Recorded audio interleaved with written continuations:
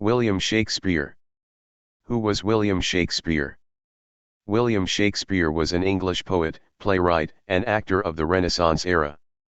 He was an important member of the King's Men company of theatrical players from roughly 1594 onward. Known throughout the world, Shakespeare's writings capture the range of human emotion and conflict and have been celebrated for more than 400 years. And yet, the personal life of William Shakespeare is somewhat a mystery. There are two primary sources that provide historians with an outline of his life.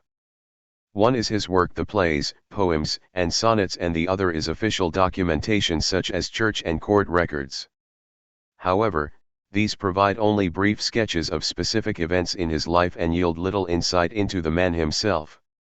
When was Shakespeare born? No birth records exist, but an old church record indicates that a William Shakespeare was baptized at Holy Trinity Church in Stratford-upon-Avon on April 26, 1564. From this, it is believed he was born on or near April 23, 1564, and this is the date scholars acknowledge as Shakespeare's birthday. Located about 100 miles northwest of London, during Shakespeare's time Stratford-upon-Avon was a bustling market town along the River Avon and bisected by a country road. Family. Shakespeare was the third child of John Shakespeare, a leather merchant, and Mary Arden, a local landed heiress. Shakespeare had two older sisters, Joan and Judith, and three younger brothers, Gilbert, Richard, and Edmund. Before Shakespeare's birth, his father became a successful merchant and held official positions as alderman and bailiff, an office resembling a mayor. However, records indicate John's fortunes declined sometime in the late 1570s. Childhood and education. Scant records exist of Shakespeare's childhood and virtually none regarding his education. Scholars have surmised that he most likely attended the King's New School, in Stratford, which taught reading, writing and the classics. Being a public official's child, Shakespeare would have undoubtedly qualified for free tuition. But this uncertainty regarding his education has led some to raise questions about the authorship of his work, and even about whether or not Shakespeare really existed. Wife and children. Shakespeare married Anne Hathaway on November 28, 1582, in Worcester, in Canterbury Province. Hathaway was from Shottery, a small village a mile west of Stratford. Shakespeare was 18 and Anne was 26, and, as it turns out, pregnant. Their first child, a daughter they named Susanna, was born on May 26, 1583. 2 years later, on February 2, 1585, twins Hamnet and Judith were born. Hamnet later died of unknown causes at age 11. Shakespeare's lost years. There are 7 years of Shakespeare's life where no records exist after the birth of his twins in 1585. Scholars call this period the lost years, and there is wide speculation on what he was doing during this period. One theory is that he might have gone into hiding for poaching game from the local landlord, Sir Thomas Lucy. Another possibility is that he might have been working as an assistant schoolmaster in Lancashire. It's generally believed he arrived in London in the mid to late 1580s and may have found work as a horse attendant at some of London's finer theatres, a scenario updated centuries later by the countless aspiring actors and playwrights in Hollywood and Broadway. The King's Men. By the early 1590s, documents show Shakespeare was a managing partner in the Lord Chamberlain's Men, an acting company in London with which he was connected for most of his career. Considered the most important troupe of its time, the company changed its name to the King's Men following the crowning of King James I in 1603. From all accounts, the King's Men company was very popular. Records show that Shakespeare had works published and sold as popular literature. Although the theatre culture in 16th century England was not highly admired by people of high rank, some of the nobility were good patrons of the performing arts and friends of the actors. Actor and Playwright. By 1592, there is evidence Shakespeare earned a living as an actor and a playwright in London and possibly had several plays produced. The September 20th. 1592 edition of the Stationers' Register. A Guild publication. Includes an article by London playwright Robert Greene that takes a few jabs at Shakespeare.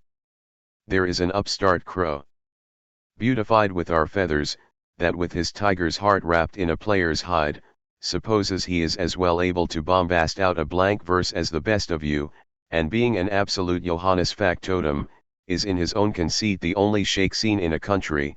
Greene wrote of Shakespeare. Scholars differ on the interpretation of this criticism, but most agree that it was Greene's way of saying Shakespeare was reaching above his rank, trying to match better known and educated playwrights like Christopher Marlowe, Thomas Nash, or Greene himself. Early in his career, Shakespeare was able to attract the attention of Henry Wriothesley, the Earl of Southampton, to whom he dedicated his first and second published poems, Venus and Adonis, 1593, and The Rape of Lucerus, 1594. By 1597, Shakespeare had already written and published 15 of his 37 plays. Civil records show that at this time he purchased the second largest house in Stratford, called New House, for his family. It was a 4-day ride by horse from Stratford to London, so it's believed that Shakespeare spent most of his time in the city writing and acting and came home once a year during the 40-day Lenten period, when the theatres were closed. Globe Theatre. By 1599, Shakespeare and his business partners built their own theatre on the south bank of the Thames River, which they called the Globe Theatre. In 1605, Shakespeare purchased leases of real estate near Stratford for £440, which doubled in value and earned him £60 a year. This made him an entrepreneur as well as an artist, and scholars believe these investments gave him the time to write his plays uninterrupted. Shakespeare's writing style. Shakespeare's early plays were written in the conventional style of the day, with elaborate metaphors and rhetorical phrases that didn't always align naturally with the story's plot or characters. However, Shakespeare was very innovative, adapting the traditional style to his own purposes and creating a freer flow of words. With only small degrees of variation, Shakespeare primarily used a metrical pattern consisting of lines of unrhymed iambic pentameter, or blank verse, to compose his plays.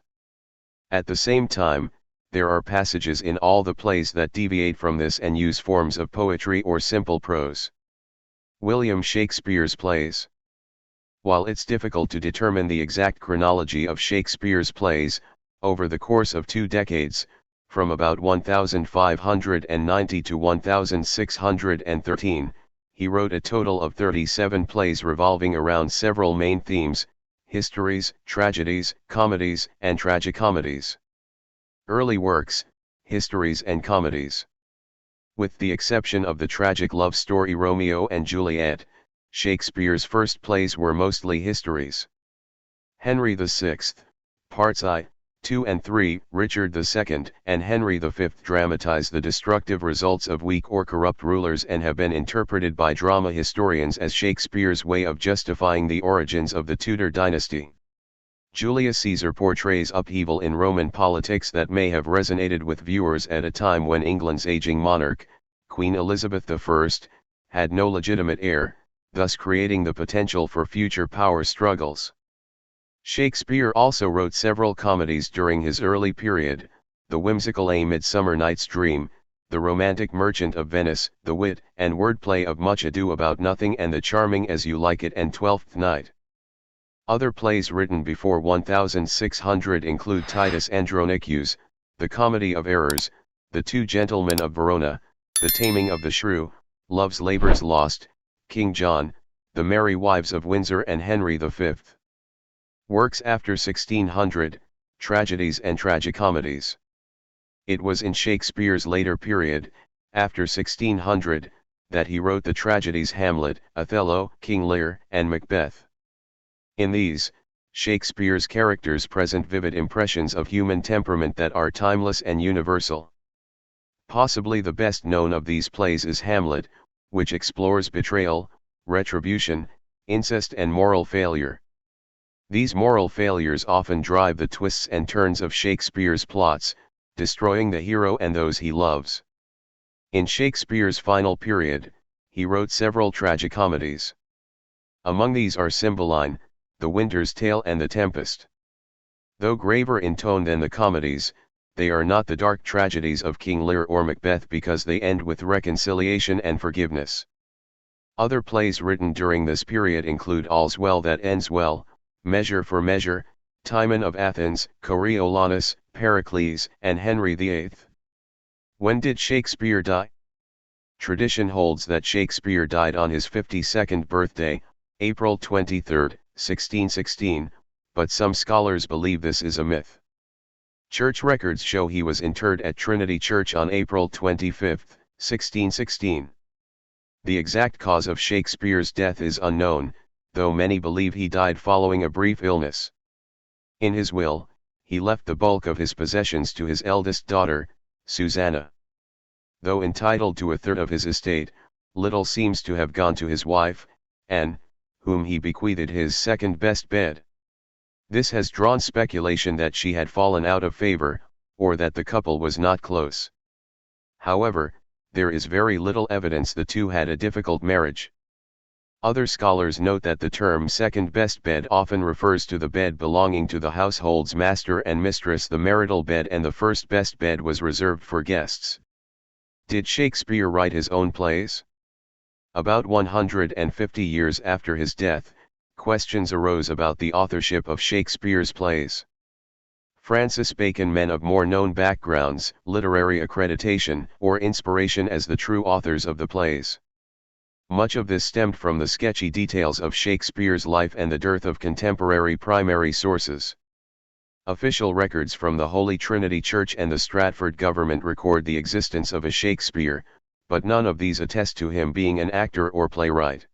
Skeptics also questioned how anyone of such modest education could write with the intellectual perceptiveness and poetic power that is displayed in Shakespeare's works. Over the centuries, several groups have emerged that question the authorship of Shakespeare's plays. The most serious and intense skepticism began in the 19th century when adoration for Shakespeare was at its highest. The detractors believed that the only hard evidence surrounding Shakespeare from Stratford-upon-Avon described a man from modest beginnings who married young and became successful in real estate.